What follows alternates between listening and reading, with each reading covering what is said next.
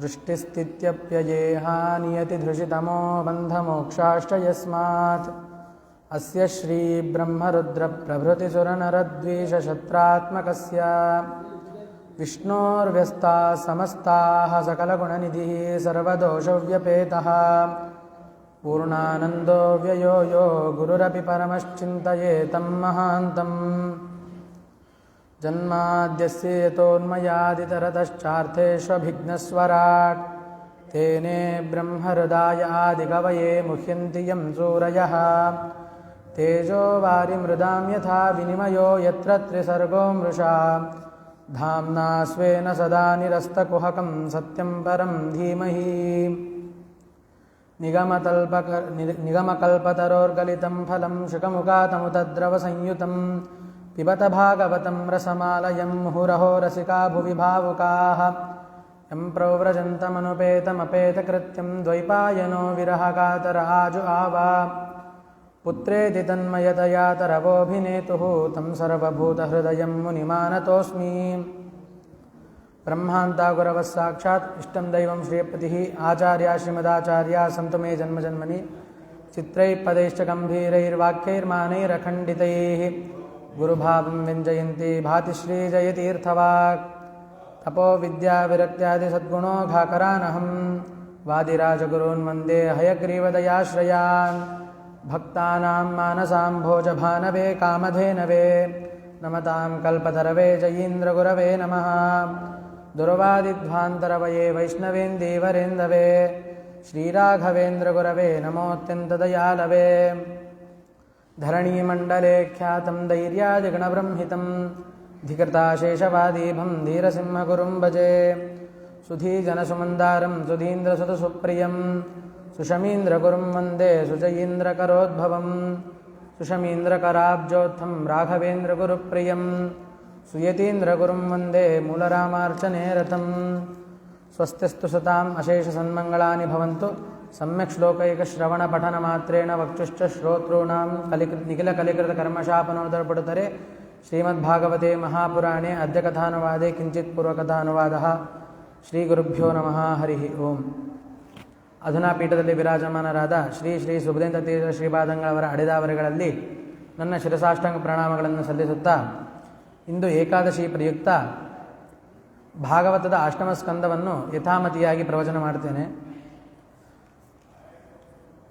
ಶುಕಮುನಿಗಳು ಪರೀಕ್ಷಿತ ರಾಜನಿಗೆ ಸ್ವಯಂಭವ ಮನುವಿನ ಕಥೆಯನ್ನು ಹೇಳ್ತಿರಬೇಕಾದ್ರೆ ಹಿಂದೆ ಸ್ವಯಂಭವ ಮನುವಿನ ಮಕ್ಕಳಾದ ಆಕೂತಿ, ದೇವಹೂತಿ, ಪ್ರಿಯವ್ರತ, ಉತ್ತಾನಪಾದ ಮತ್ತು ಪ್ರಸೂತಿಯರಲ್ಲಿ ಪ್ರಿಯವ್ರತ, ಉತ್ತಾನಪಾದ, ದೇವಹೂತಿ ಮತ್ತು ಪ್ರಸೂತಿಯ ಕಥೆಯನ್ನು ಹೇಳಿ ಮುಗಿಸಿ ಈಗ ಆಕೂತಿಯ ಕಥೆಯನ್ನು ಹೇಳುತ್ತಿದ್ದಾರೆ.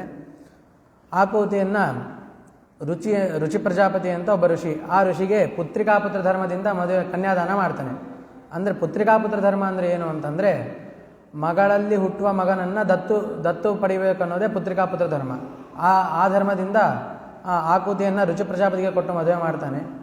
ಅಲ್ಲ, ಪುತ್ರಿಕಾಪುತ್ರ ಧರ್ಮದಿಂದ ಯಾಕೆ ಮದುವೆ ಮಾಡಬೇಕಾಗಿತ್ತು ಅಂತಂದರೆ ಮಗನನ್ನು ವಸ್ತುತಃ ಸ್ವಯಂಭವ ಮನುವಿಗೆ ಪ್ರಿಯವ್ರತ, ಉತ್ತಾನಪಾದ ಅಂತೇಳಿ ಗಂಡು ಮಕ್ಕಳಿದ್ದರು. ಆದರೂ ಕೂಡ ಮಗನನ್ನು ಯಾಕೆ ಇಚ್ಛೆಪಟ್ಟ ಅಂತಂದರೆ ಅದಕ್ಕೆ ಹೇಳ್ತಿದ್ದಾರೆ, ಆಕೂತ್ಯಾಂ ದೇವಹೂತ್ಯಾಂಚ ಧೃತ್ರೋತ್ತಸ್ಯ ವೈಮನೋಹ ಧರ್ಮಜ್ಞಾನೋಪದೇಶಾರ್ಥಂ ಭಗವಾನ್ ಪುತ್ರತಾಂ ಗತಃ ಅಂತ. ಅಂದರೆ ಆಕೂತಿಯಲ್ಲಿ ಮತ್ತು ದೇವಹೂತಿಯಲ್ಲಿ ಭಗವಂತನು ಅವತಾರ ಮಾಡಿ ಧರ್ಮಜ್ಞಾನವನ್ನು ಉಪದೇಶ ಮಾಡುವುದಕ್ಕೋಸ್ಕರ ಅವತಾರ ಮಾಡ್ತಾನೆ. ಹಾಗಾಗಿ ಈ ದೇವಹೂತಿಯಲ್ಲಿ ಕಪಿಲನಾಮಕ ಪರಮಾತ್ಮನು ಅವತಾರ ಮಾಡಿದ್ದಾನೆ. ಈಗ ಆಕೂತಿಯಲ್ಲಿ ಯಜ್ಞನಾಮಕರಂತಹ ಪರಮಾತ್ಮ ಹುಡ್ತಾನೆ. ಹಾಗಾಗಿ ಆ ಯಜ್ಞನಾಮಕ ಪರಮಾತ್ಮನು ಮಗನಾಗಿ ಬರಬೇಕನ್ನೋ ಇಚ್ಛೆಯಿಂದ ಪುತ್ರಿಕಾಪುತ್ರ ಧರ್ಮದಿಂದ ರುಚಿ ಪ್ರಜಾಪತಿಗೆ ಕೊಟ್ಟು ಮದುವೆ ಮಾಡ್ತಾನೆ. ಆವಾಗ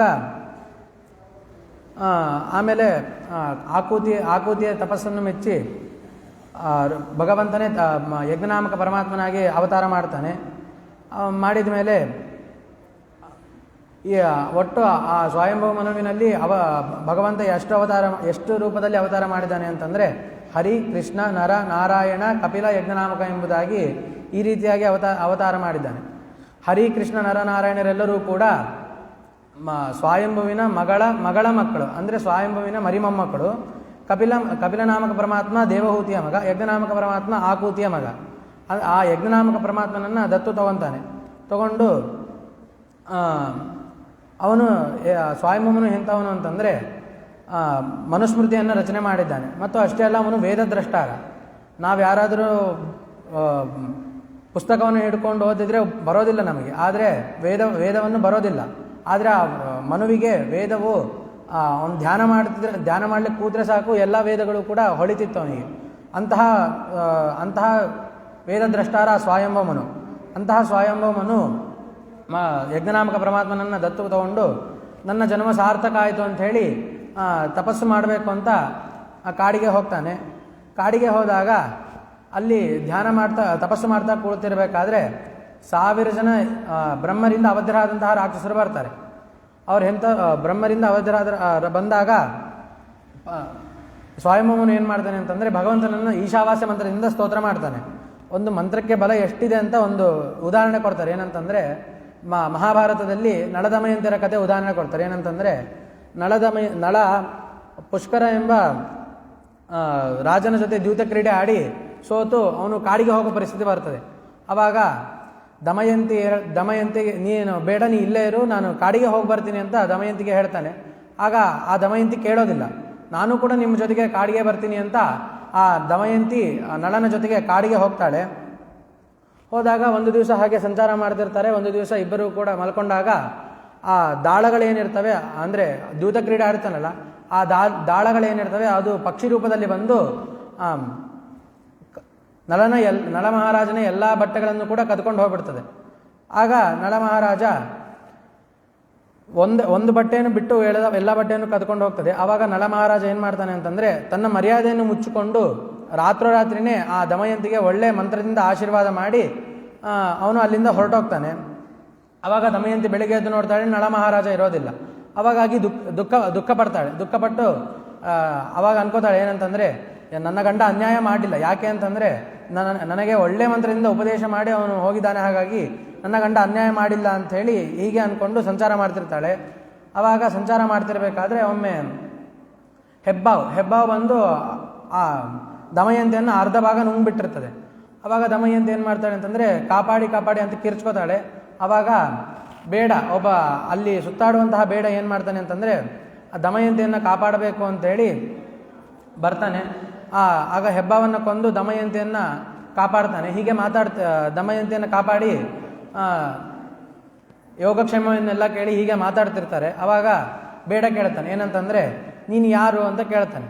ಆಗ ದಮಯಂತಿ ಅವನ ಮೇಲೆ ಸಂಶಯಪಟ್ಟು ಹೀಗೆ ಹೇಳ್ತಾಳೆ ಏನಂತಂದರೆ, ನಾನು ನಳ ಮಹಾರಾಜನ ಹೆಂಡತಿ, ನನ್ನ ಮೇಲೆ ಕೆಟ್ಟ ದೃಷ್ಟಿಯಿಂದ ನೋಡಬೇಡ ಅಂತ ಹೇಳ್ತಾಳೆ.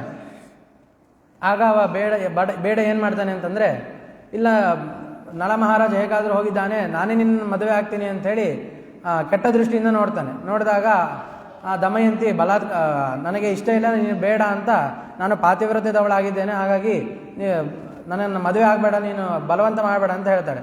ಆದರೂ ಕೂಡ ಆ ಮಾತನ್ನು ಸಹಿಸಿಕೊಳ್ಳದೇನೆ ಆ ದಮಯಂತಿಯನ್ನು ಬಲಾತ್ಕಾರದಿಂದ ಸೆಳೆದೊಯ್ತಿರ್ಬೇಕಾದ್ರೆ ಅವಾಗ ದಮಯಂತಿ ಹೇಳ್ತಾಳೆ, ನಾನೇನಾದರೂ ಪಾತಿವ್ರತ್ಯದವಳಾಗಿದ್ದರೆ ನೀನು ಇಲ್ಲೇ ಭಸ್ಮ ಆಗುವಂತ ಒಂದು ಮಂತ್ರದಿಂದ ಹೇಳ್ತಾಳೆ. ಆಗ ಆ ಬೇಡ ಅಲ್ಲೇ ತಕ್ಷಣದಲ್ಲೇ ಭಸ್ಮ ಆಗಿ ಹೋಗ್ತಾನೆ. ಹಾಗಾಗಿ ಒಂದು ಮಂತ್ರಕ್ಕೆ ಎಷ್ಟು ಬಲ ಇದೆ ಅಂತ ಇದರಿಂದ ತಿಳ್ಕೋಬೇಕು. ಹಾಗಾಗಿ ಏನು ಮಾಡಬೇಕು, ಇಲ್ಲಿ ಮಧ್ವಾಚಾರ್ಯ ಒಂದು ವಾಕ್ಯನ ಹೇಳ್ತಾರೆ ಏನಂತಂದರೆ, ಕ್ಷಮಾ ಸರ್ವತ್ರ ಧರ್ಮೋನ ಪಾಪಹೇತುಷ್ಟ ದುರ್ಜನೆ ಅಂತ. ಅಂದರೆ ಎಲ್ಲ ಕಡೆಯನ್ನು ಕೂಡ ಕ್ಷಮೆಯನ್ನು ಕೊಡಬಾರ್ದಂತೆ.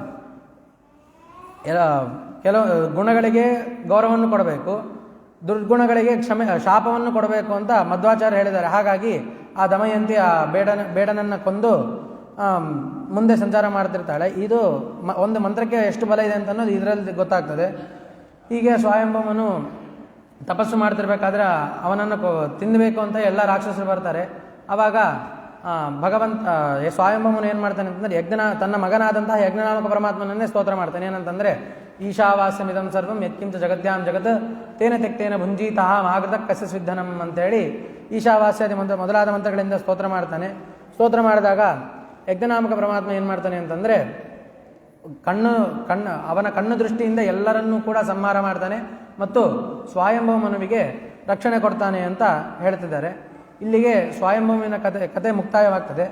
ಇನ್ನು ಮುಂದೆ ಪರೀಕ್ಷಿತ ರಾಜ ಪ್ರಾಯೋಪವೇಶದಲ್ಲಿ ಇದ್ದಾನೆ. 4ನೇ ದಿವಸದ ಪ್ರಾಯೋಪವೇಶದಲ್ಲಿ ಪರೀಕ್ಷಿತ ರಾಜ ಇದ್ದಾನೆ. ಆವಾಗ ಶುಕಮುನಿಗಳು ಹೇಳ್ತಾರೆ, ಶುಕಮುನಿಗಳಿಗೆ ಹೇಳುವ ಕಥೆಗಳು ಬಹಳಷ್ಟಿವೆ. 14 ಮನ್ವಂತರಗಳ ಕತೆ ಹೇಳಬೇಕು, ಮತ್ತು ಕೃಷ್ಣನ ಕತೆ ಹೇಳಬೇಕು. ಕೃಷ್ಣನ ಕತೆ ಬಹಳ ದೊಡ್ಡದು. ಕೃಷ್ಣನ ಕತೆ ಹೇಳಬೇಕು, ಆದರೆ ಕೇಳಿಸಿಕೊಳ್ಳುವ ಸಮಯ ಪರೀಕ್ಷಿತ ರಾಜನಿಗೆ ಇಲ್ಲ. 4ನೇ ದಿವಸದ ಪ್ರಾಯೋಪವೇಶದಲ್ಲಿ ಇದ್ದಾನೆ ಅವನು. ಅಂದರೆ ಪ್ರಾಯೋಪವೇಶ ಅಂದರೆ 4ನೇ ದಿವಸದ ಉಪವಾಸ. ಎದುರುಗಡೆ ಗಂಗೆ ಹರಿದಿದ್ರೂ ಕೂಡ ಒಂದು ಹನಿ ಕೂಡ ನೀರನ್ನು ಕುಡಿಯದೇನೆ ಅವನು 4ನೇ ದಿವಸದ ಪ್ರಾಯೋಪವೇಶದಲ್ಲಿ ಇದ್ದಾನೆ. ಇದರಿಂದ ಏನು ತಿಳಿಬೇಕಂತಂದರೆ ಭಗವಂತನ ಕತೆ ಕೇಳಬೇಕು ಅಂತಂದರೆ ಉಪವಾಸದಲ್ಲೇ ಕೇಳಬೇಕು ಅಂತ ಇದರಿಂದ ಗೊತ್ತಾಗ್ತದೆ. ಮತ್ತು ಪರೀಕ್ಷಿತ ರಾಜ ಆ ಶುಕಮುನಿಗಳೇ ಪ್ರಶ್ನೆ ಮಾಡ್ತಾನೆ, ಏನಂತಂದರೆ ನನಗೆ ಪ್ರಧಾನವಾದ ಮನ್ವಂತರಗಳ ಕಥೆಯನ್ನು ಹೇಳಿ ಅಂತ ಪ್ರಶ್ನೆ ಮಾಡ್ತಾನೆ. ಆವಾಗ ಶುಕಮುನಿಗಳು ಹೇಳ್ತಾರೆ ಏನಂತಂದರೆ, ತಾಪಸ ಅಂತ ಒಂದು ಮನ್ವಂತರ, ಆ ಮನ್ವಂತರದಲ್ಲೇನೆ ಆ ಮನ್ವಂತರದಲ್ಲಿ ಗಜೇಂದ್ರ ಮೋಕ್ಷನ ಕತೆ. ಗಜೇಂದ್ರ ಅಂದರೆ ದೇವಲೋಕದ 2 ಗಂಧರ್ವರು, ಹಾಹಾ ಮತ್ತು ಹೂಹು ಎಂಬುದಾಗಿ 2 ಗಂಧರ್ವರು. ಅವ್ರೇನು ಮಾಡ್ತಾರೆ ಅಂತಂದರೆ, ಒಮ್ಮೆ ಭೂಲೋಕದಲ್ಲಿ ವಿಹಾರ ಮಾಡಬೇಕು ಅಂತೇಳಿ ಭೂಲೋಕಕ್ಕೆ ಬರ್ತಾರೆ. ಭೂಲೋಕದಲ್ಲಿ ವರುಣನ ಋತುಮತ್ತನ್ನು ಉದ್ಯಾನವನ. ಆ ಉದ್ಯಾನವನ ಹೇಗಿತ್ತು ಅಂತಂದರೆ 12 ಮಾಸಗಳಲ್ಲಿ ಫಲಪುಷ್ಪಗಳು ನಮಗೆ ಯಾವಾಗ ಸಿಗುತ್ತೋ ಆ ಎಲ್ಲ 12 ಮಾಸಗಳ ಫಲಪುಷ್ಪಗಳು ಕೂಡ ಅದು ಅಲ್ಲಿ ಏಕಕಾಲದಲ್ಲೇ ಸಿಗ್ತಿತ್ತು. ಅಂತಹ ಋತುಮತ್ತನ್ನು ಉದ್ಯಾನವನದಲ್ಲಿ ಹಾಹಾ ಎನ್ನೋ ಗಂಧರ್ವ ಮತ್ತು ಹೂವು ಎನ್ನೋ ಗಂಧರ್ವ ವಿಹಾರ ಮಾಡಬೇಕು ಅಂತ ಬರ್ತಾರೆ. ಅಲ್ಲೇ ಒಂದು ಸರೋವರ ಇರ್ತದೆ. ಅಲ್ಲಿ ದೇವಲ ಅಂತ ಒಬ್ಬ ಋಷಿಗಳು ಬಂದು ಏನು ಮಾಡ್ತಾರೆ ಅಂತಂದರೆ ಸರೋವರದಲ್ಲಿ ಸ್ನಾನ ಮಾಡಿ ಅನುಷ್ಠಾನ ಮಾಡಬೇಕು ಅಂತ ಬರ್ತಾರೆ. ಆವಾಗ ಈ ಹಾಹಾ ಮತ್ತು ಹೂಹು ಎನ್ನೋ ಗಂಧರ್ವ ಏನು ಮಾಡ್ತಾರೆ ಅಂತಂದರೆ ಅವರನ್ನು ಕಾಡಿಸ್ಬೇಕು ಅಂತ ಅಂದ್ಕೊಂಡು ಹಾಹಾ ಗಂಧರ್ವ ಆನೆ ವೇಷದಲ್ಲಿ ಒಂದು ಕಾಡಿನಲ್ಲಿ ಇರ್ತಾನೆ. ಹೂಹು ಗಂಧರ್ವ ಮೊಸಳೆ ವೇಷವನ್ನು ಧರಿಸ್ಕೊಂಡು ಆ ಸರೋವರದಲ್ಲಿ ಮುಳುಗಿರ್ತಾನೆ. ಆಗ ಅಲ್ಲಿ ದೇವಲ ಋಷಿಗಳು ಬರ್ತಾರೆ. ದೇವಲ ಋಷಿಗಳು ಬಂದು ಏನು ಹೇಳ್ತಾರೆ ಅಂತಂದರೆ, ದೇವಲ ಋಷಿಗಳು ಸ್ನಾನ ಮಾಡ್ತಿರ್ತಾರೆ. ಸ್ನಾನ ಮಾಡಿ ಅನುಷ್ಠಾನ ಮಾಡ್ತಿರ್ಬೇಕಾದ್ರೆ ಈ ಹೂಹು ಎನ್ನುವ ಗಂಧರ್ವ ಮೊಸಳೆಯಾಗಿರತಕ್ಕಂತಹ ಹೂಹು ಎಂಬ ಗಂಧರ್ವ ಆ ದೇವಲ ಋಷಿಗಳಿಗೆ ಹೆದರಿಸ್ತಾನೆ. ಹೆದರಿಸಿದಾಗ ಆ ದೇವಲ ಋಷಿಗಳು ಏನು ಮಾಡ್ತಾರೆ ಅಂತಂದರೆ ಹೆದರ್ಕೊಂಡು ಹಿಂದೆ ಹೋಗ್ತಿರ್ತಾರೆ. ಹಿಂದೆ ಹೋಗ್ತಿರ್ಬೇಕಾದ್ರೆ ಹಿಂದೆಯಿಂದ ಆನೆ ಬರ್ತದೆ. ಹಾಹಾ ಎಂಬ ಗಂಧರ್ವ ಆನೆ ವೇಷ ಧರಿಸ್ಕೊಂಡಿದ್ನಲ್ಲ, ಆ ಆನೆ ಬಂದು ಸೊಂಡಲಿಂದ ಹಿಡ್ಕೋಬೇಕು ಅಂತ ಬರ್ತದೆ. ಇಲ್ಲೊಂದು ನಿಯಮ ಏನಂತಂದರೆ ಯಾರನ್ನು ಕೂಡ ಹೆದರಿಸಬಾರ್ದು ಅಂತ ಹೇಳ್ತಿದ್ದಾರೆ. ಹೆದರಿಸಿದ್ರೆ ಏನಾಗ್ತದೆ ಅಂತ, ಒಬ್ಬ ಮೈ ಮೇಲೆ ನಾವು ಒಂದು ಹುಲ್ಲು ಕಡ್ಡಿಯನ್ನು ಹಾಕಿ ಹಲ್ಲಿ ಅಂತ ಹೆದರಿಸಿದ್ರೆ ಮುಂದಿನ ಜನ್ಮದಲ್ಲಿ ಅವನು ಹಲ್ಲಿಯಾಗೇ ಹುಡ್ತಾನೆ. ಹಾಗಾಗಿ ಇಲ್ಲಿ ಯಾರನ್ನು ಕೂಡ ಹೆದರಿಸಬಾರ್ದು ಅನ್ನೋ ತಾತ್ಪರ್ಯ.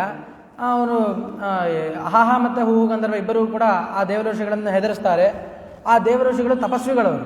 ಎಲ್ಲರನ್ನು ಅಂದರೆ ಅವರಿಗೆ ಇವ್ರು ಯಾಕೆ ಹೆದರಿಸಿದ್ರು, ಏನು ಉದ್ದೇಶದಿಂದ ಹೆದರಿಸಿದ್ರು ಅಂತ ಯಾರು ಅಂತ ಎಲ್ಲ ಗೊತ್ತಿರ್ತದೆ ಅವರಿಗೆ. ಗೊತ್ತಿದ್ದ ಕಾರಣ ಅವ್ರೇನು ಮಾಡ್ತಾರೆ ಅಂತಂದರೆ ಶಾಪ ಕೊಡ್ತಾರೆ. ನೀವು ವಿನಾಕಾರಣ ನನ್ನನ್ನು ಹೆದರಿಸಿದ್ದೀರಿ, ಹಾಗಾಗಿ ನೀವು ಮುಂದೆ 10,000 ವರ್ಷಗಳು ಹೀಗೆ ಇದೇ ವೇಷದಲ್ಲಿ ಇರ್ರಿ ಅಂತ ಶಾಪ ಕೊಡ್ತಾರೆ.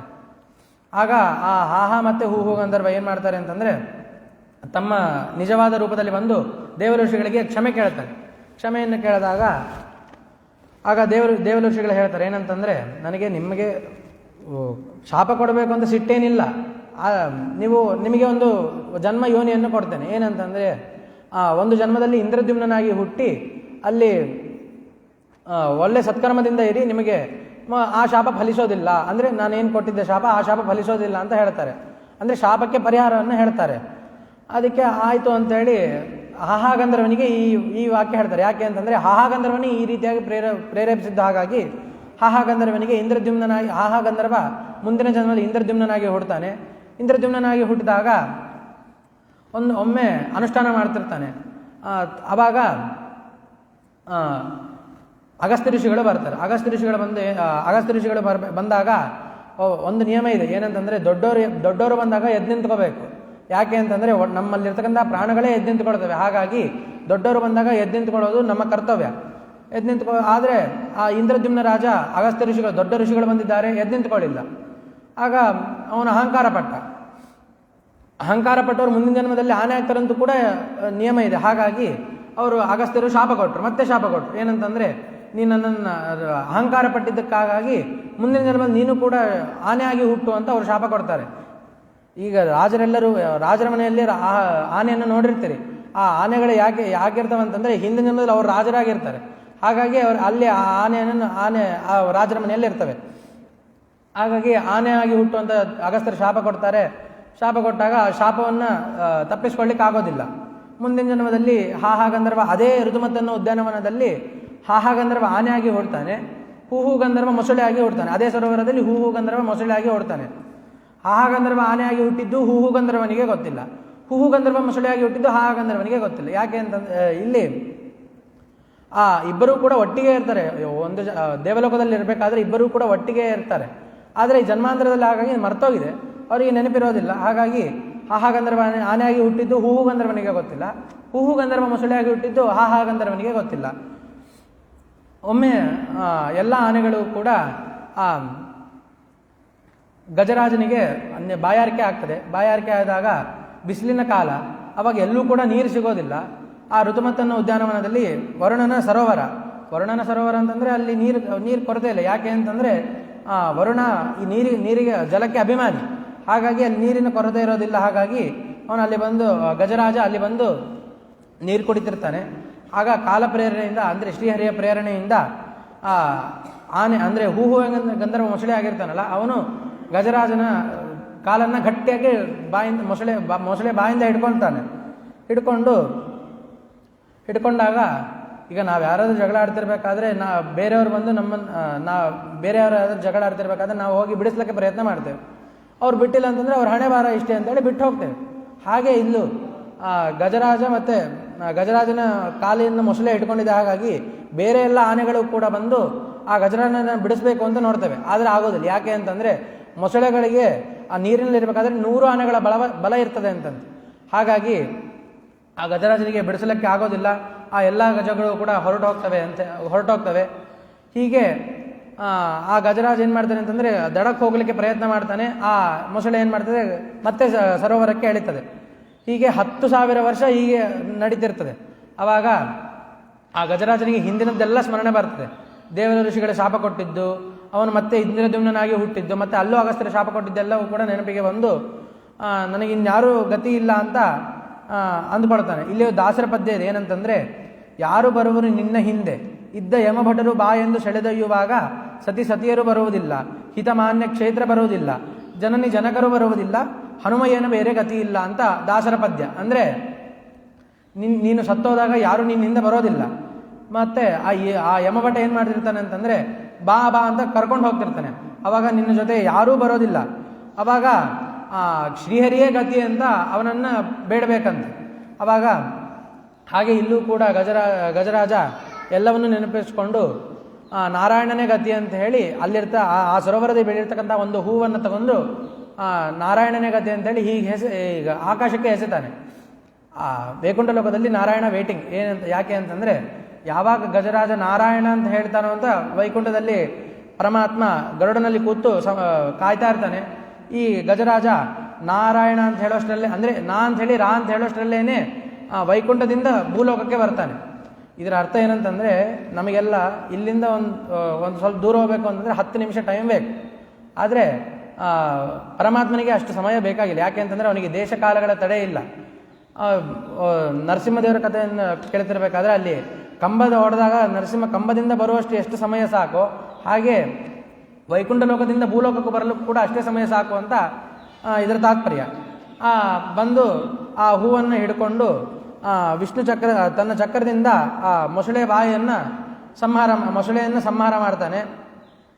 ಮಾಡಿ ಗಜೇಂದ್ರನಿಗೆ ಮೋಕ್ಷ ಕೊಡ್ತಾನೆ, ಮತ್ತು ಮೊಸಳೆಗೂ ಕೂಡ ಮೋಕ್ಷವನ್ನು ಕೊಡ್ತಾನೆ. ಇಲ್ಲೊಂದು ಪ್ರಶ್ನೆ ಬಂತು, ಅಲ್ಲ ಗಜೇಂದ್ರ ನಾರಾಯಣ ಅಂತ ಹೇಳಿದ, ಗಜೇಂದ್ರನಿಗೆ ಮೋಕ್ಷ ಸರಿ, ಇನ್ನು ಮೊಸಳೆಗಳಿಗೆ ಯಾಕೆ ಮೋಕ್ಷ ಅಂತಂದರೆ ಅದಕ್ಕೆ ಹೇಳ್ತಿದ್ದಾರೆ, ಗಜೇಂದ್ರ ನಾರಾಯಣ ಅಂತ ಹೇಳ್ತಿರ್ಬೇಕಾದ್ರೆ ಮೊಸಳೆ ಗಜೇಂದ್ರನ ಪಾದವನ್ನು ಹಿಡ್ದಿತ್ತಲ್ಲ, ಹಾಗಾಗಿ ಮೊಸಳೆಗೂ ಕೂಡ ಮೋಕ್ಷ ಅಂತ. ಅಂದರೆ ಇಲ್ಲಿ ತಾತ್ಪರ್ಯ ಏನು ಅಂತಂದರೆ, ನಾವು ಯಾರಾದರೂ ಸಜ್ಜನರು ನಾರಾಯಣನ ಉಪಾಸನೆ ಮಾಡ್ತಿರ್ಬೇಕಾದ್ರೆ ಅವರ ಪಾದವನ್ನು ನಮಸ್ಕಾರ ಮಾಡಿದರೂ ಸಾಕು, ನಮಗೆ ಎಷ್ಟೋ ವರ್ಷಗಳ ಪಾಪ ಕಳೆಯುತ್ತದೆ. ಹಾಗಾಗಿ ಯಾರಾದರೂ ಸಜ್ಜನರು ನಾರಾಯಣನ ಉಪಾಸನೆ ಮಾಡ್ತಾರೆ, ಅವರ ಪಾದಕ್ಕೆ ಬೀಳಬೇಕು ಅಂತ ನಿಯಮ. ಹಾಗಾಗಿ ಗಜೇಂದ್ರನಿಗೂ ಮೋಕ್ಷ ಸಿಕ್ತು, ಮೊಸಳೆಗೂ ಮೋಕ್ಷ ಸಿಕ್ತು. ಇಲ್ಲಿಗೆ ಗಜೇಂದ್ರ ಮೋಕ್ಷನ ಕತೆ ಮುಗೀತದೆ. ಇಲ್ಲಿ ಕೆಲವು ಕಥೆಗಳು ಹಗಲು ಕೇಳಬೇಕು, ಕೆಲವು ಕಥೆಗಳು ರಾತ್ರಿ ಕೇಳಬೇಕು ಅಂತ ನಿಯಮ. ಈ ಗಜೇಂದ್ರ ಮೋಕ್ಷನ ಕತೆ ಬೆಳಗ್ಗೆನೂ ಕೇಳಬಹುದು, ರಾತ್ರಿನೂ ಕೇಳಬಹುದು. ಕೆಲವರಿಗೆ ರಾತ್ರಿ ಮಲ್ಕೊಂಡಾಗ ಕೆಟ್ಟ ಕೆಟ್ಟ ಕನಸುಗಳು ಬಿಡ್ತದೆ, ಮಲ್ಕೊಂಡ್ರೆ ಸಾಕು ಕೆಟ್ಟ ಕೆಟ್ಟ ಕನಸುಗಳು ಬಿಡ್ತಿರುತ್ತೆ. ಆವಾಗ ಈ ಗಜೇಂದ್ರ ಮೋಕ್ಷದ ಕತೆ ಕೇಳಿದರೆ ಅವನಿಗೆ ಒಂದು ಸ್ವಲ್ಪವೂ ಕೂಡ ಕೆಟ್ಟ ಕನಸು ಬೀಳೋದಿಲ್ಲ ಅಂತ ಒಟ್ಟಾರೆ ತಾತ್ಪರ್ಯ. ಇನ್ನು ಮುಂದೆ ಚಾಕ್ಷುಷ ಮನ್ವಂತರ, ಇನ್ನು ಮುಂದೆ ಪರೀಕ್ಷಿತ ರಾಜ ಶುಕಮುನಿಗಳಿಗೆ ಪ್ರಾರ್ಥನೆ ಮಾಡ್ತೇನೆ ಏನಂತಂದರೆ, ನನಗೆ ಚಾಕ್ಷುಷ ಮನ್ವಂತರದಲ್ಲಿ ಸಮುದ್ರ ಮಥನದ ಕತೆ ಹೇಳಿ ಅಂತ ಪ್ರಾರ್ಥನೆ ಮಾಡ್ತೇನೆ. ಆವಾಗ ಶುಕಮುನಿಗಳು ಹೇಳ್ತಾರೆ, ನಾವು ಇರೋದು ವೈವಸ್ವ ಮನ್ವಂತರ, ಇದರ ಹಿಂದಿನ ಮನ್ವಂತರ ಚಾಕ್ಷುಷ ಮನ್ವಂತರ. ಆ ಚಾಕ್ಷುಷ ಮನ್ವಂತರದಲ್ಲಿನೇ ಸಮುದ್ರ ಮಥನದ ಕತೆ ಆಗಿದ್ದು. ಸಮುದ್ರ ಮಥನದ ಕತೆ ಹೇಳಿ ಅಂತ ಕೇಳಿದಾಗ ಶುಕಮುನಿಗಳು ಸಮುದ್ರ ಮಥನದ ಕಥೆಯನ್ನು ಹೇಳಲಿಕ್ಕೆ ಪ್ರಾರಂಭ ಮಾಡ್ತಾರೆ. ಏನಂತಂದರೆ, ದೇವತೆಗಳೆಲ್ಲರೂ ಕೂಡ ಒಮ್ಮೆ ನಾರಾಯಣನ ಹತ್ರ ಹೋಗಿ ಪ್ರಾರ್ಥನೆ ಮಾಡ್ತಾರೆ. ಏನಂತಂದರೆ, ನಮ್ಮ ದೇವಲೋಕದಲ್ಲಿ ದೈತ್ಯರ ಅತಿಕ್ರಮಣ ಬಹಳ ಆಗಿದೆ, ನಮಗೆ ಒಂದು ಸಾರ್ವಕಾಲಿಕ ಚಿಕಿತ್ಸೆಯನ್ನು ಕೊಡಿ ಅಂತ ನಾರಾಯಣನ ಹತ್ರ ಪ್ರಾರ್ಥನೆ ಮಾಡ್ತಾರೆ. ಆವಾಗ ನಾರಾಯಣ ಸಾರ್ವಕಾಲಿಕ ಚಿಕಿತ್ಸೆ ಅಂದರೆ ಏನು ಅಂತ ಕೇಳ್ತಾನೆ. ಅಂದರೆ ನಮಗೆ ದೈತ್ಯರಿಂದ ಮರಣವೇ ಬಾರದಂತೆ ನಮಗೆ ಒಂದು ವರವನ್ನು ಕೊಡಿ ಅಂತ ಎಲ್ಲ ದೇವತೆಗಳಿಗೂ ಕೂಡ ಕೇಳ್ತಾರೆ. ಇಲ್ಲಿ ದೇವರ ಹತ್ರ ಹೇಗೆ ಪ್ರಾರ್ಥನೆ ದೇವರ ಹತ್ರ ಪ್ರಾರ್ಥನೆ ಮಾಡೋದು ಕೂಡ ಒಂದು ಡೇಂಜರ್. ಯಾಕೆ ಅಂತಂದರೆ, ಒಂದು ಕಲ್ಪವೃಕ್ಷದ ಕತೆ ಒಂದು ಉದಾಹರಣೆ ಕೊಡ್ತೀನಿ. ಹೇಗೆ ಅಂತ ಒಂದು ಉದಾಹರಣೆ ಕೊಡ್ತೇನೆ. ಒಂದು ಕಲ್ಪವೃಕ್ಷದ ಕತೆ. ಒಬ್ಬ ವ್ಯಕ್ತಿ ಬೇಸಿಗೆ ಕಾಲದಲ್ಲಿ ಆ ಮರವನ್ನು ಹಿಡ್ಕೊಂಡು ಬರ್ತಿರ್ತಾನೆ. ಆವಾಗ ಅಲ್ಲಿ ಒಂದು ಬೇಸಿಗೆ ಕಾಲದಲ್ಲಿ ಮರುಭೂಮಿ, ಅಲ್ಲಿ ಒಂದು ಕಲ್ಪವೃಕ್ಷ ಇರ್ತದೆ, ಅಲ್ಲಿ ನೆರಳಿರ್ತದೆ. ಅಲ್ಲಿ ಹೋಗಿ ಕೂಡ್ತಾನೆ, ಅಲ್ಲಿ ನೆರಳನ್ನು ಅಂದರೆ ವಾಸ ಮಾಡ್ತಾನೆ. ವಿಶ್ರಾಂತಿ ತಗೊಂಡು ಮುಂದೆ ಹೋಗಬೇಕು ಅಂತ ಅಲ್ಲಿ ವಿಶ್ರಾಂತಿ ತಗೊಳ್ತಿರ್ತಾನೆ. ಆವಾಗ ಎಲ್ಲ ಮರವನ್ನೆಲ್ಲ ಕೂಡ ಕೆಳಗೆ ಇಳಿಸಿ, ಇಲ್ಲಿ ಕೂಡ್ಲಿಕ್ಕೆ ಜಾಗ ಸರಿ ಇಲ್ಲ, ಒಂದು ಮಂಚ ಸಿಕ್ಕರೆ ಹೇಗೆ ಅಂತ ಅನ್ಕೊಳ್ತಾನೆ. ತಕ್ಕನೆ ಮಂಚ ಬರ್ತದೆ. ಯಾಕೆ ಅಂತಂದ್ರೆ ಕಲ್ಪವೃಕ್ಷ ನಾವು ತಲೆಯಲ್ಲಿ ಏನು ಕಲ್ಪಿಸ್ಕೊಡ್ತೇವೆ ಅವೆಲ್ಲ ಕೊಡ್ತದೆ. ಹಾಗಾಗಿ ಮಂಚ ಇದ್ರೆ ಹೇಗೆ ಅಂತ ಅನ್ಕೋತಾನೆ, ಮಂಚ ಬಂದ್ಬಿಡ್ತದೆ. ಇನ್ನು ಮುಂದೆ ಮಂಚ ಸಿಕ್ತು, ದಾಹ ಆಗ್ತಿದೆ, ಒಂದು ಕುಡಿಲಿಕ್ಕೆ ನೀರು ಮತ್ತು ಹಣ್ಣಿನ ರಸ ಸಿಕ್ಕರೆ ಹೇಗೆ ಅನ್ಕೋತಾನೆ. ತಕ್ಕನೆ ಹರಿವಾಣ ಪಾತ್ರೆಯಲ್ಲಿ ನೀರು ಮತ್ತು ಹಣ್ಣಿನ ರಸ ಸಿಗ್ತದೆ, ಕುಡಿತಾನೆ. ಊಟ ಸಿಕ್ಕರೆ ಹೇಗೆ ಅನ್ಕೋತಾನೆ, ಊಟನೂ ಸಿಗುತ್ತೆ. ನಾವು ಬಹಳ ಶ್ರಮ ಪಟ್ಟಿದ್ದೇನೆ, ಒಂದು ವಿಶ್ರಾಂತಿ ಆಗಬೇಕು ಅಂತೇಳಿ ಹಾಸಿಗೆ ಸಿಗಬೇಕು ಅನ್ಕೋತಾನೆ, ಹಾಸಿಗೆ ಸಿಗುತ್ತೆ. ಮಲ್ಕೊಳ್ಬೇಕಾದ್ರೆ ಯೋಚನೆ ಮಾಡ್ತಾನೆ. ಏನಂತಂದರೆ, ಇಲ್ಲಿ ನಾನು ಒಬ್ಬನೇ ಇದ್ದೀನಿ, ದೆವ್ವ ಏನಾದರೂ ಇದೆಯಾ ಅಂತ ಯೋಚನೆ ಮಾಡ್ತಾನೆ. ತಕ್ಕನೆ ಎದುರುಗಡೆನೆ ಒಂದು ಪ್ರೇತ ಬಂದಾಗ ಮತ್ತೆ ಯೋಚನೆ ಮಾಡ್ತಾನೆ. ಏನಂತಂದರೆ, ಅಯ್ಯೋ ದೆವ್ವ ಬಂದು ನನ್ನ ಎಲ್ಲಿ ತಿಂದುಬಿಡ್ತದೆ ಅಂತ ಯೋಚನೆ ಮಾಡ್ತಾನೆ. ಅಲ್ಲಿ ತಿಂದೇ ಬಿಡ್ತದೆ. ಅಲ್ಲಿಗೆ ಅವನ ಕತೆ ಮುಗೀತು. ಇಲ್ಲಿ ಹಾಗಾಗಿ ದೇವರ ಹತ್ರ ನಾವೇನು ಕೇಳ್ತೀವೋ ದೇವರು ಅದನ್ನೇ ಕೊಡ್ತಾನೆ ಅಂತ ಇಲ್ಲಿಗೆ ತಾತ್ಪರ್ಯ. ಅದಕ್ಕೆ ವಾದಿರಾಜರು ಹೇಳ್ತಾರೆ, ದೇವರ ಹತ್ರ ಹೇಗೆ ಪ್ರಾರ್ಥನೆ ಮಾಡಬೇಕು ಅಂತೇಳಿ ವಾದಿರಾಜರು ಹೇಳ್ತಾರೆ. ಏನಂತಂದರೆ, ಅಂದೋಹಂ ಕರುಣಾಸಿಂಧೋ ವೀಕ್ಷೇನ ಕ್ಷೇಮ ಪದ್ಧತಿಂ ಇಂದಿರೇಶ ಕರಂ ಗೃಹ್ಣನ್ ವರ್ತಯಾ ನಿಂದೆ ವರ್ತಮನಿ ಅಂತ. ಅಂದರೆ ವಾದಿರಾಜರು ಹೇಳ್ತಾರೆ ಏನಂತಂದರೆ, ನಾನೊಬ್ಬ ಕುರುಡ, ನನಗೆ ಇಲ್ಲಿ ಯಾವ ಮಾರ್ಗ ಒಳ್ಳೆ ಮಾರ್ಗ ಯಾವುದು ಕೆಟ್ಟ ಮಾರ್ಗ ಅಂತ ಗೊತ್ತಿಲ್ಲ. ಪರಮಾತ್ಮ ನೀನೇ ನನಗೆ ಒಳ್ಳೆಯ ಮಾರ್ಗದಲ್ಲಿ ಕೈಯನ್ನು ಹಿಡ್ಕೊಂಡು ಕರ್ಕೊಂಡು ಹೋಗುವಂಥ ಪರಮಾತ್ಮನಲ್ಲಿ ಪ್ರಾರ್ಥನೆ ಮಾಡಬೇಕು ಅಂತ ವಾದಿರಾಜ ತಿಳಿಸ್ಕೊಟ್ಟಿದ್ದಾರೆ. ಹೀಗೆ ಪ್ರಾರ್ಥನೆ ಮಾಡಬೇಕು ಅಂತ ವಾದಿರಾಜ ತಿಳಿಸ್ಕೊಟ್ಟಿದ್ದಾರೆ. ಇನ್ನು ಹಾಗೆ ಎಲ್ಲ ದೇವತೆಗಳು ಕೂಡ ಪ್ರಾರ್ಥನೆ ಮಾಡ್ತಾರೆ, ಸಾರ್ವಕಾಲಿಕ ಚಿಕಿತ್ಸೆ ಬೇಕು ಅಂತ ಹೇಳ್ತಾರೆ. ಆಗ ಪರಮಾತ್ಮ ನೀವು ಅಮೃತಪಾನ ಮಾಡಬೇಕು ಅಂತ ಹೇಳ್ತಾನೆ.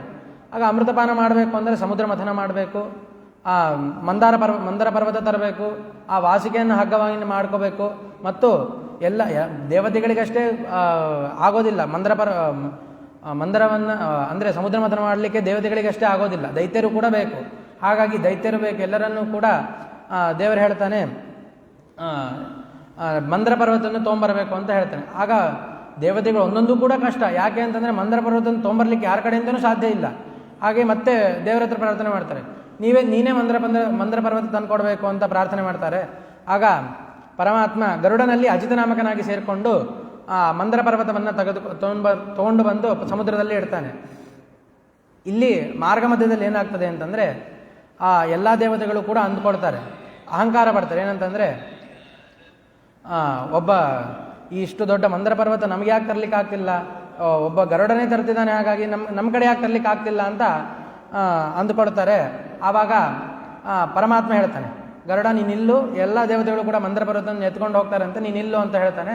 ಆವಾಗ ಪರಮಾತ್ಮ ಏನು ಮಾಡ್ತಾರೆ ಅಂತಂದರೆ ಎಲ್ಲ ದೇವತೆಗಳ ಮೇಲೆ ಸ್ವಲ್ಪ ಭಾಗ ದೇವತೆಗಳ ಮೇಲೆ ಮಂದ್ರ ಪರ್ವತವನ್ನು ಇಡ್ತಾನೆ. ಎಲ್ಲ ದೇವತೆಗಳ ಅಂಗಾಂಗಗಳು ಕೂಡ ಪುಡಿ ಪುಡಿ ಆಗಿ ಹೋಗ್ತದೆ. ಅದಕ್ಕೆ ದೇವರು ಹೇಳ್ತಾನೆ, ನೀವು ಯಾವತ್ತೂ ಕೂಡ ಅಹಂಕಾರ ಪಡಬೇಡ್ರಿ ಅಂತ ಹೇಳ್ತಾನೆ. ಅಹಂಕಾರ ಪಟ್ಟರೆ ಏನಾಗ್ತದೆ ಅಂತ ಇದು ದೇವತೆಗಳೇ ಉದಾಹರಣೆ. ಹಾಗೆ ಯಾರೂ ಕೂಡ ಅಹಂಕಾರ ಪಡಬಾರದು ಅಂತ ಹೇಳ್ತಿದ್ದಾರೆ. ಹಾಗಾಗಿ ಆ ದೇವತೆಗಳಿಗೆ ಅಂಗಾಂಗಗಳು ಪುಡಿ ಪುಡಿಯಾಗಿದೆ, ಸಮುದ್ರ ಮಥನ ಮಾಡಲಿಕ್ಕೆ ಹೇಗೆ ಸಾಧ್ಯ ಅಂತಂದರೆ ಅದಕ್ಕೆ ದೇವರು ತನ್ನ ದೃಷ್ಟಿಯಿಂದ ನೋಡ್ತಾನೆ. ಎಲ್ಲ ದೇವತೆಗಳು ಕೂಡ ಸರಿಯಾಗಿ ಹೋಗ್ತಾರೆ. ಮತ್ತು ಆ ಪರಮಾತ್ಮ ಅಲ್ಲಿಂದ ಮಂದ್ರ ಪರ್ವತವನ್ನು ತಂದು ಸಮುದ್ರದಲ್ಲಿ ಇಡ್ತಾನೆ. ಸಮುದ್ರದಲ್ಲಿ ಇಟ್ಟಾಗ ಎಲ್ಲ ಇನ್ನು ವಾಸುಕಿಯನ್ನು ಹಗ್ಗವನ್ನಾಗಿ ವಾಸುಕಿ ಹಾವನ್ನು ಮಾಡ್ಕೋಬೇಕು. ವಾಸುಕಿ ಎಂಥ ದೊಡ್ಡ ಹಾವು ಅಂತಂದರೆ ಇಡೀ ಭೂಮಂಡಲವನ್ನು 3 ಬಾರಿ ಸುತ್ತಬಹುದು, ಅಂತಹ ದೊಡ್ಡದು ವಾಸುಕಿ ಹಾವು. ಅಂತಹ ಹಾವನ್ನು ಆವಾಹನೆ ಮಾಡ್ತಾರೆ ಎಲ್ಲ ದೇವತೆಗಳು ಕೂಡ. ಆ ವಾಸುಕಿ ಅಲ್ಲಿ ಒಂದು ದೊಡ್ಡ ಚರ್ಚೆ ನಡೀತದೆ. ದೈತ್ಯರಿಗೆ ಮತ್ತು ದೇವತೆಗಳಿಗೆ ದೊಡ್ಡ ಚರ್ಚೆ ಏನಂತಂದರೆ, ವಾಸುಕಿಯ ಹಾವನ್ನು ವಾಸುಕಿಯ ತಲೆಯನ್ನು ಹಿಡ್ಕೋಬೇಕು, ಬಾಲವನ್ನು ಹಿಡ್ಕೋಬೇಕು, ಅಂದರೆ ಕಾಲನ್ನು ಹಿಡ್ಕೋಬೇಕು ಅಂತ ಚರ್ಚೆ ನಡೀತದೆ. ಆಗ ಎಲ್ಲ ದೈತ್ಯರು ಏನು ಹೇಳ್ತಾರೆ ಅಂತಂದರೆ, ನಮಗೆ ತಲೆ ಹಿಡಿದ ಅಭ್ಯಾಸ, ಕಾಲನ್ನು ಹಿಡಿದ ಅಭ್ಯಾಸ ಇಲ್ಲ ಅಂತ ಎಲ್ಲ ದೈತ್ಯರು ತಲೆಯನ್ನೇ ಹಿಡಿತಾರೆ. ಆಗ ದೇವತೆಗಳು ಏನು ಹೇಳ್ತಾರೆ, ನಮಗೆ ಕಾಲ ಹಿಡಿದ ಅಭ್ಯಾಸ ಇದೆ, ನಾವು ಕಾಲನ್ನೇ ಹಿಡಿತೀವಿ ಅಂತೇಳಿ ಎಲ್ಲ ದೇವತೆಗಳು ಕೂಡ ಕಾಲನ್ನೇ ಹಿಡಿತಾರೆ. ಇಲ್ಲಿ ಪರಮಾತ್ಮ ಹೇಳ್ತಾನೆ ಏನಂತಂದ್ರೆ, ನೀವು ಕಾಲನ್ನೇ ಹಿಡಿರಿ. ಯಾಕೆ ಅಂತಂದರೆ, ಸಮುದ್ರ ಮಥನ ಮಾಡ್ತಿರ್ಬೇಕಾದ್ರೆ ವಾಸುಕಿ ವಿಷವನ್ನು ಹೊರ ಹಾಕಿದಾಗ ನಿಮಗೆ ತಡ್ಕೊಳ್ಳಿಕ್ಕೆ ಸಾಧ್ಯವಾಗೋದಿಲ್ಲ. ಹಾಗಾಗಿ ನೀವು ಕಾಲನ್ನೇ ಹಿಡಿರಿ ಅಂತ ಭಗವಂತ ಹೇಳ್ತಾನೆ. ಆವಾಗ ಎಲ್ಲ ದೇವತೆಗಳು ಕೂಡ ಸರಿ ಆಯಿತು ಅಂತೇಳಿ ಕಾಲನ್ನು ಹಿಡಿದು ಸಮುದ್ರ ಮಥನ ಶುರು ಮಾಡ್ತಾರೆ. ಮಾಡಿದಾಗ ಆ ವಾಸುಕಿ ಏನು ಮಾಡ್ತಾನೆ ಅಂತಂದರೆ, ಒಳ್ಳೆ ಬಹಳಷ್ಟು ವಿಷವನ್ನು ಹೊರ ಹಾಕಿದಾಗ ಆ ದೈತ್ಯರ ಬಣ್ಣ ಹೇಗೆ ದೈತ್ಯರ ಬಣ್ಣವೇ ಬದಲಾಗಿ ಹೋಗ್ತದೆ. ಉದಾಹರಣೆಗೆ ಇಲ್ಲಿ ಈಗ ಬೋರ್ವೆಲ್ ಹಾಕ್ಸ್ತಿರ್ಬೇಕಾದ್ರೆ ಬೋರ್ವೆಲ್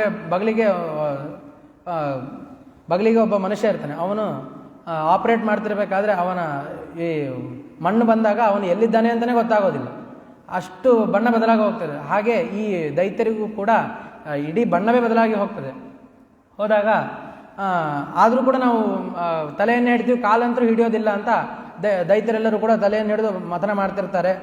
ಆವಾಗ ದೊಡ್ಡ ಹಾಲ ವಿಷ, ಅದು ಕಲಿಯಿಂದ ಉದ್ಭವ ಆದದ್ದು ವಿಷ. ಅದು ಆ ಹಾಲ ವಿಷ ಬರ್ತದೆ. ವಿಷ ಬಂದಾಗ ಆ ಘಾಟನ್ನು ತಡಿಲಿಕ್ಕಾಗದೆ ಎಲ್ಲ ದೈತ್ಯರು ಕೂಡ ಓಡೋಗ್ತಾರೆ, ಎಲ್ಲ ದೇವತೆಗಳು ಕೂಡ ಓಡಿ ಹೋಗ್ತಾರೆ. ಆವಾಗ ದೇವತೆಗಳು ಹೋಗಿ ಪರಮಾತ್ಮನಲ್ಲಿ ಪ್ರಾರ್ಥನೆ ಮಾಡ್ತಾರೆ, ಈ ಹಲ ವಿಷ ಬಹಳ ಕಠಿಣವಾಗಿದೆ, ನೀನೇ ಏನಾದರೂ ಸಹಾಯ ಮಾಡಬೇಕು ಅಂತ ಹೇಳಿ ಎಲ್ಲ ದೇವತೆಗಳು ಕೂಡ ಪ್ರಾರ್ಥನೆ ಮಾಡ್ತಾರೆ. ಆವಾಗ ಪರಮಾತ್ಮ ವಾಯುದೇವರಿಗೆ ಹೇಳ್ತಾನೆ, ನೀನು ಹೋಗು, ಹಾಲ ವಿಷವನ್ನು ಕೊಡಿ ಅಂತ ಪ್ರಾರ್ಥನೆ ಮಾಡ್ತಾರೆ. ವಾಯುದೇವರಿಗೆ ಹೇಳ್ತಾನೆ. ವಾಯುದೇವರು ಅದನ್ನು ಒಂದು ಬಂಗಾರದ ಕಲಶದಲ್ಲಿ ಹಾಕ್ಕೊಂಡು ಕುಡಿತಿರ್ತಾರೆ. ಇಲ್ಲಿ ವಾಯುದೇವರು ಹಾಲ ವಿಷವನ್ನು ಕುಡಿತಿಲ್ಲ, ಆ ಹಾಲ ವಿಷವನ್ನು ಅಮೃತವನ್ನಾಗಿ ಪರಿಣಾಮ ಮಾಡಿ ಅವರು ಕುಡಿತಿರ್ತಾರೆ. ಅಂದರೆ ವಾಯುದೇವರಿಗೆ ಪರಿಣಾಮ ಮಾಡೋ ಶಕ್ತಿ ಇದೆ ಅಂತ ಇಲ್ಲಿ ತಾತ್ಪರ್ಯ. ವಾಯುದೇವರು ಕುಡಿತಿರ್ತಾರೆ. ಆವಾಗ ದೂರದಿಂದ ರುದ್ರದೇವರು ನೋಡ್ತಾರೆ. ರುದ್ರದೇವರು ನೋಡಿ ಏನು ಹೇಳ್ತಾರೆ ಅಂತಂದರೆ, ವಾಯುದೇವರಷ್ಟೇ ಲೋಕಕ್ಕೆ ಹೆಲ್ಪ್ ಮಾಡ್ತಾರೆ, ಅಂದರೆ ಸಹಾಯ ಮಾಡ್ತಿದ್ದಾರೆ, ನಾನು ಕೂಡ ಸಹಾಯ ಮಾಡಬೇಕು ಅಂತೇಳಿ ರುದ್ರದೇವರು ಬಂದು ನಾನು ಕೂಡ ಹಾಲ ವಿಷವನ್ನು ಕುಡಿತೇನೆ ಅಂತ ಹೇಳ್ತಾರೆ. ಆವಾಗ ವಾಯುದೇವರು ಹೇಳ್ತಾರೆ, ನಿನ್ನ ಕಡೆಯಿಂದ ಆಗೋದಿಲ್ಲ, ನೀ ಹಾಲ ವಿಷವನ್ನು ಕುಡಿಬೇಡ ಅಂತ ವಾಯುದೇವರು ಹೇಳಿದಾಗ, ಇಲ್ಲ ನಾನು ಕುಡಿತೇನೆ ಅಂತ ಹಠ ಮಾಡ್ತಾರೆ. ಆಗ ಹಠ ಮಾಡಿದಾಗ ಸರಿ ಆಯಿತು ಅಂಥೇಳಿ ವಾಯುದೇವರೇ ಎಷ್ಟೋ ಅದರಲ್ಲಿರ್ತಕ್ಕಂಥ ಅರ್ಧ ವಿಷವನ್ನು ತೆಗೆದು ರುದ್ರದೇವರಿಗೆ ಕೊಡ್ತಾರೆ. ರುದ್ರದೇವರು ಅದನ್ನು ಬಾಯಲ್ಲೇ ಹಾಕ್ಕೊಂಡಾಗ ಅವರಿಗೆ ಕುಡಿಲಕ್ಕಾಗದೇನೆ ಅರ್ಧ ಕಡೆಗೆ ಚೆಲ್ಲುತ್ತೆ. ಕಡೆಗೆ ಚೆಲ್ಲಿದಾಗ ಇನ್ನು ಅರ್ಧ ಕಂಠಕ್ಕೆ ಹೋದಾಗ ಪಾರ್ವತಿ ದೇವಿ ಬೇಗ ಬಂದು ಆ ರುದ್ರದೇವರ ಭಾಗವನ್ನು ಗಟ್ಟಿಯಾಗಿ ಒತ್ತಿ ನರಸಿಂಹ ಅಂತ ನಾರಾಯಣ ಅಂತ ಪ್ರಾರ್ಥನೆ ಮಾಡ್ತಾರೆ. ಹಾಗಾಗಿ ಆ ವಿಷ ರುದ್ರದೇವರಲ್ಲಿ ಕಂಠದಲ್ಲಿ ಹಾಗೆ ಉಳಿದು ಬಿಡ್ತದೆ. ಹಾಗಾಗಿ ರುದ್ರದೇವರಿಗೆ ವಿಷಕಂಠ ಅಂತ ಹೆಸರು. ಅದಕ್ಕೆ ಎಲ್ಲರೂ ಕೂಡ ವಿಷಕಂಠ ಅಂತ ಕರೀತಿರ್ತಾರೆ. ಆಗ ರುದ್ರದೇವರು ದೇವರ ಹತ್ರ ಕಂಪ್ಲೇಂಟ್ ಮಾಡ್ತಾರೆ, ಏನಂತಂದರೆ, ನಾನು ಲೋಕ ಕಲ್ಯಾಣಕ್ಕಾಗಿ ನಾನು ಹಾಲ ವಿಷವನ್ನು ಸ್ವೀಕಾರ ಮಾಡಿದರೆ ಎಲ್ಲರೂ ಕೂಡ ನನ್ನ ವಿಷಕಂಠ ವಿಷಕಂಠ ಅಂತ ಕರೀತಿದ್ದಾರೆ ಅಲ್ಲ ಅಂತ ಕಂಪ್ಲೇಂಟ್ ಮಾಡ್ತಾರೆ. ಅದಕ್ಕೆ ಭಗವಂತ ಹೇಳ್ತಾನೆ, ಇವರನ್ನೇ ವಿಷಕಂಠ ಅಂತ ಕರಿಬೇಡಿ, ಶ್ರೀಕಂಠ ಅಂತ ಕರೀರಿ ಅಂತ ಹೇಳ್ತಾರೆ. ಶ್ರೀ ಅಂತಂದರೆ ವಿಷ ಅಂತಲೇ ಅರ್ಥ, ಹಾಗಾಗಿ ಶ್ರೀಕಂಠ ಅಂತ ಕರೀರಿ ಅಂತ ಭಗವಂತ ಹೇಳ್ತಾನೆ. ಹಾಗಾಗಿ ಅವರಿಗೆ ಶ್ರೀಕಂಠ ಅಂತ ಹೆಸರು ಪ್ರಸಿದ್ಧ.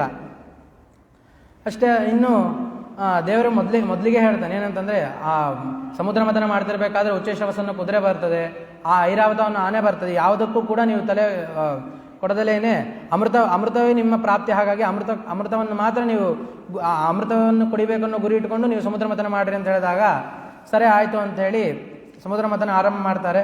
ಅಲ್ಲಿ ಉಚ್ಚೈಶ್ರವಸನ್ನು ಕುದುರೆ ಬರ್ತದೆ, ಐರಾವತವನ್ನು ಆನೆ ಬರ್ತದೆ ಮತ್ತು ಚಿಂತಾಮಣಿ ಬರ್ತದೆ. ಎಲ್ಲವೂ ಕೂಡ ಪರಮಾತ್ಮ ಏನು ಮಾಡ್ತಾನೆ ಅಂತಂದರೆ ಎಲ್ಲವೂ ಕೂಡ ದೇವಲೋಕದಲ್ಲಿ ಕಳಿಸಿ ಅಲ್ಲಿ ಇಟ್ಟಿರ್ತಾನೆ. ಅದ ನಂತರ ಹಾಗೆ ಸಮುದ್ರ ಮಥನ ಮಾಡ್ತಿರಬೇಕಾದ್ರೆ ಲಕ್ಷ್ಮೀದೇವಿ ಪ್ರಾದುರ್ಭಾವ ಆಗ್ತಾಳೆ. ಲಕ್ಷ್ಮೀದೇವಿ ಬಂದಾಗ ಒಂದು ಮಾಲೆಯನ್ನು ಲಕ್ಷ್ಮೀದೇವಿ ಹೇಗೆ ಬರ್ತಾಳೆ ಅಂತಂದರೆ ಒಂದು ಮಾಲೆಯನ್ನು ಹಿಡ್ಕೊಂಡು, ಕೈಯಲ್ಲಿ ಒಂದು ಮಾಲೆಯನ್ನು ಹಿಡ್ಕೊಂಡು ತಾನು ಒಂದು ಮಾಲೆಯನ್ನು ಹಾಕ್ಕೊಂಡು ಬರ್ತಾಳೆ. ಅಂದರೆ ಬಂದಾಗ ಯಾರನ್ನು ಮದುವೆ ಆಗಬೇಕು ಅಂತ ಇಲ್ಲಿ ಪ್ರಶ್ನೆ ಹುಟ್ಟುತ್ತೆ. ಆವಾಗ ಎಲ್ಲರೂ ಕೂಡ ಲಕ್ಷ್ಮಿ ಹಿಂದೆ ಹೊಡ್ತಾರೆ, ಎಲ್ಲ ದೇವತೆಗಳು ಆಗಲಿ ಎಲ್ಲ ದೈತ್ಯರು ಆಗಲಿ ಲಕ್ಷ್ಮಿ ಹಿಂದೆ ಹೊಡ್ತಾರೆ. ಆಗ ಲಕ್ಷ್ಮೀದೇವಿ ಹೇಳ್ತಾರೆ ಏನಂತಂದರೆ, ಒಂದೊಂದು ಗುಣಗಳು ದೋಷವು ಇದ್ದಾವು ಇವರಲ್ಲಿ, ಸಂದಣಿಸಿವೆ ಬಹುದೋಷ. ಲಕ್ಷ್ಮಿ ಕುಂದಿಷ್ಟಿಲ್ಲದೆ ಮುಕುಂದನೇ ನಿನಗೆಂದು ಇಂದಿರೇ ಪತಿಯೇ ಎಂದು ನೆನೆದಾಳು. ಅಂದರೆ ಇವರೆಲ್ಲ ದೇವತೆಗಳಲ್ಲೂ ಕೂಡ ಒಂದೊಂದು ಗುಣಗಳೇ ಇವೆ. ಆ ಸೂರ್ಯನಲ್ಲಿ ತೇಜಸ್ಸೆಂಬ ಗುಣ ಇದೆ, ಮತ್ತು ಚಂದ್ರನಲ್ಲೂ ಕೂಡ ತೇಜಸ್ಸೆನ್ನೋ ಗುಣ ಇದೆ, ಮತ್ತು ಇನ್ನು ಇಂದ್ರನಲ್ಲಿ ಒಂದೇ ಗುಣ, ಎಲ್ಲರಲ್ಲೂ ಕೂಡ ಒಂದೊಂದೇ ಗುಣ ಇದೆ. ಆದರೆ ಹೆಚ್ಚು ದೋಷಗಳಿಂದನೇ ಕೂಡಿದೆ.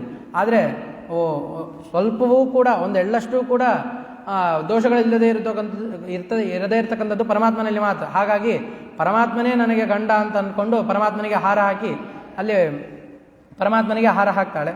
ಮುಂದೆ ಮತ್ತೆ ಎಲ್ಲ ದೇವತೆಗಳು ಎಲ್ಲ ದೈತ್ಯರು ಕೂಡ ಮತ್ತೆ ಸಮುದ್ರ ಮಥನವನ್ನು ಆರಂಭ ಮಾಡ್ತಾರೆ. ಆವಾಗ ಮಾಡ್ತಿರ್ಬೇಕಾದ್ರೆ ಹೀಗೆ 100 ವರ್ಷ ಮಾಡ್ತಾರೆ. 100 ವರ್ಷ ಮಾಡಿದಾಗ ಆಗ ಧನ್ವಂತರಿ ರೂಪಿಯಾದ ಪರಮಾತ್ಮ ಅಮೃತ ಕಲಶವನ್ನು ಹಿಡ್ಕೊಂಡು ಪ್ರಾದುರ್ಭಾವ ಆಗ್ತಾನೆ. ಆದಾಗ ಎಲ್ಲರೂ ಕೂಡ ಎಲ್ಲ ದೈತ್ಯರು ಕೂಡ ಆ ಧನ್ವಂತರಿ ರೂಪದ ಪರಮಾತ್ಮನ ಮೇಲೆ ಹಾರಿ ಆ ಅಮೃತದ ಕಲಶವನ್ನು ಕಸ್ಕೊಳ್ತಾರೆ. ಪರಮಾತ್ಮನಿಗೆ ಮೊದಲೇ ಗೊತ್ತಿತ್ತು ಇವರೆಲ್ಲರೂ ಹೀಗೆ ಮಾಡ್ತಾರೆ ಅಂತೇಳಿ. ಹಾಗಾಗಿ ಅದಕ್ಕೊಂದು ಬೀಗವನ್ನು ಹಾಕ್ಕೊಂಡು ಬಂದಿರ್ತಾನೆ ಪರಮಾತ್ಮ.